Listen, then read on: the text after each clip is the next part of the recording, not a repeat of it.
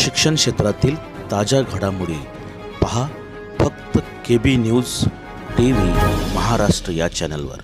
अतिरिक्त शिक्षकांचे वेतन व जिल्ह्यातील उर्दू शाळांना रंगपंचमीची सुट्टी मिळण्याबाबत शिक्षणाधिकारी व प्रशासनाधिकारी यांना निवेदन। सोलापूर जिल्ह्यातील दिनांक 28 फेब्रुवारी 2025च्या आदेशान्वये समायोजन केलेल्या परंतु समायोजित शाळेने समायोजन करून न घेतलेल्या शिक्षकांचे रमजान ईद, गुढीपाडवा तसेच इन्कम टॅक्स या कारणासाठी अतिरिक्त शिक्षकांच्या मूळ शाळेतून वेतन अदा करण्याबाबतचे आदेश होण्याबाबत कादर शेख शिक्षणाधिकारी जिल्हा परिषद प्राथमिक यांच्याशी सविस्तर चर्चा करण्यात आली।